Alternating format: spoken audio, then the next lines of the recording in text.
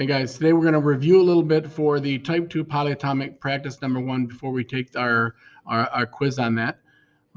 It'll probably be a practice quiz, so don't worry too much about that. We're going through it slowly. So we did practice 1 last week. We did the Kahoot that went over it. So we're going to go over the worksheet just a little bit and go ahead and explain a few of these. So we're going to go ahead and do type 1 or type 2, but we're doing question number 1. So we'll look at it, and it says iron 3 bromate. Now remember, what does it say about the bromate? Okay, so again, we get over about this. The charge of this 3 right here goes right up here. Okay, so that's going to be a +3. Then we go over to the bromate. Now, if we don't know what the bromate charge of bromate is, my suggestion is, you probably don't, is that you got to go look at the polyatomic ion sheet. So let's find the polyatomic ion sheet. Let's scroll down here and we find bromate. It's BrO3, but it's a -1. Okay, so it's right here. Okay, so we can go ahead and go back to our other page. Okay, and we know that it's a -1. Okay, so since they do not cancel each other out, we crisscross. So we're going to move this one right here is going to go down here, right? And then this one is going to go over here. So when we go ahead and write that in, we're going to say that iron is going to be a 1. So we need 1 iron. And how many bromates do we need? We need 3. So when we go over here, we're going to write in our symbol for iron. We only need 1 of them, so we do not need a subscript. So let's see what we have. So iron is where on the periodic table? Well, iron is right here. Okay, so it's Fe. So if we go back to that, we're going to put in Fe. We only need 1 of them, so no subscript. Then we're going to do bromate. Do you remember what bromate was? Well, let's go back and look at it. Bromate is BrO3. So we're going to go back to this, and we're going to put BrO and a subscript of 3. Now I need 3 of these. So what we need to do is, because we need more than 1 polyatomic ion, we need 3 of them. We're going to go ahead and we're going to put parentheses in here because we need more than 1. And anytime we need more than 1 polyatomic ion, we have to put parentheses around it. And then we have to put our number that we have. So this is going to be 3. So we're going to come over here. We're going to put a subscript of a 3 right there. So there is our correct formula for iron 3 bromate is Fe parentheses Br3 or BrO3 parentheses 3. So I need 3 bromates and 1 iron according to what I just did. Okay, let's go ahead and move down to this one right here. Antimony 3 perphosphate. Now, we had to put the charge in. So we go to antimony. Antimony is pretty simple. Right there's the charge. So we're going to put in a +3. Then we go to perphosphate. So let's go to the polyatomic ion sheet and find perphosphate, if we can find it. Perphosphate. I don't see perphosphate there. Let's look on the next one. I see phosphate, but I don't see perphosphate. Now, if you remember your rules, if we have the 8, which we do right here, we have phosphate.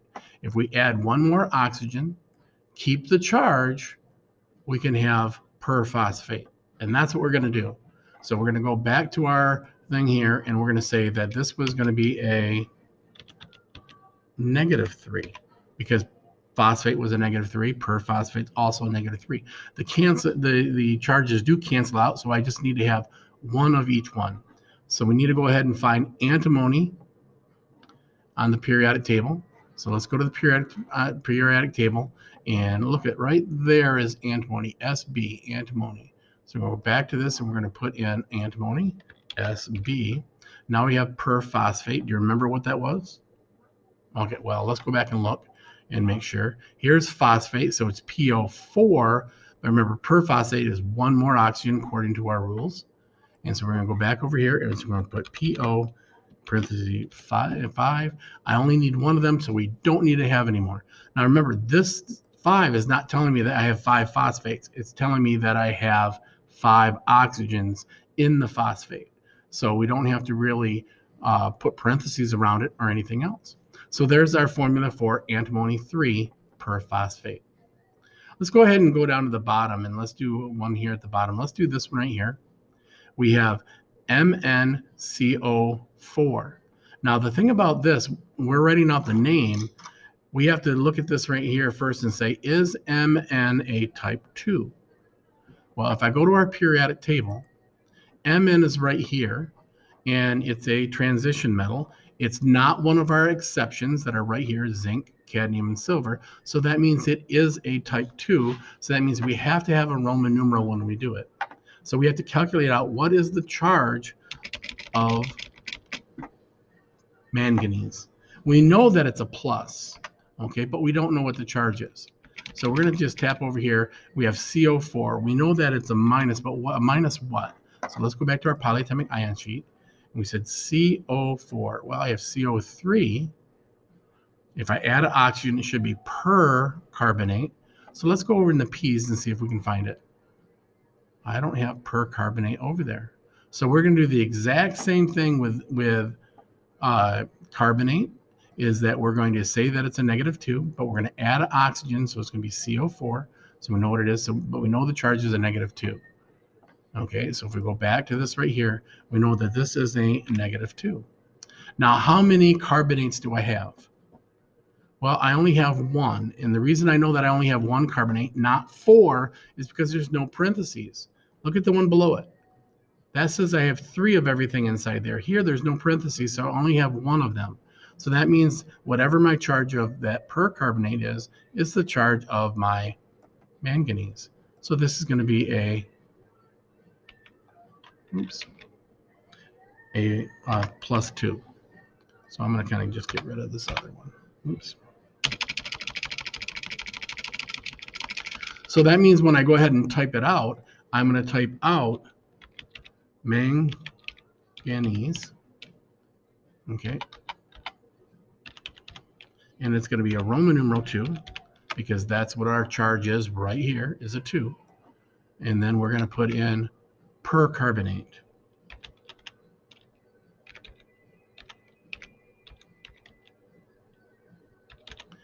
Now again, we got percarbonate, and we'll make sure it's correct. Percarbonate, because of our rules that are here, in that if we have one more, remember one less ends in ite. One more, we put per in front of it, percarbonate. Okay, so that's what we did that one. Let's go ahead and do one more before we go ahead and take the quiz. Okay, let's do this one right here. Okay, so this one we have ClO2 is our polyatomic ion. We know that lead is a type 2 because if I go into the periodic table, lead is right here. So it's not in column 1, 2, or 3. This is 3 right here. It's not one of our 3 exceptions. So it's right there. So that means that it is type 2. So let's go ahead and go back to that. And so we know that it's type 2. So we don't know what the charge of lead is, but we do know what the charge of ClO2 is, or at least we can figure it out. So let's go back to our packet, and ClO2 right there is chlorite. Let's double check and make sure that's the one we're looking for. ClO2. Okay. So ClO2 is a negative, ClO2 is a -1. Okay, so let's go back here. We know that this is a -1. Now remember, we can do this 2 ways to figure this out. Whatever the charge of this, if it tells me if that's the same number, not charge, but number as the number of leads we have, or the metal, which it is, 1 and 1, then that means this 2 comes up here as a +2. But let's go ahead and calculate this out just a little bit. Okay, if we do it the other way. So let's do it this way. I have a -1 times how many chlorites I have, and that's 2. So -1 times 2 is a -2. That means my charge for lead has to be +2. It has to be, because it has to be equal but opposite charge. Then we're going to divide this number by the number of leads that we have, which is 1, because we go right here and we see that there's only 1. There's no number, so that means there's 1. So 2 divided by 1 is up here, it makes it a +2. So when we write this out, we're going to put down the symbol for lead, that name.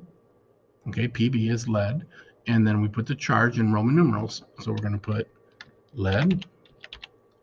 Okay, put our Roman numerals 2, and then we're going to put ClO2. So let's go back and double check what ClO2 is. ClO2 is right here, and it's chlorite. Again, the ending makes a difference. So I'm going to put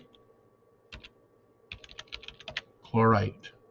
And again, I like to have everything lowercase. So lead 2 chlorite is the name of this one right here. Okay, that's how we did it. Hopefully it helped you out, and we can go ahead and get ready for that. If you have any more questions, I know that Miss Garbo should be right there. She'll be able to help you out. And good luck on your quiz. Hey, as always, go Mohawks. Nelson out.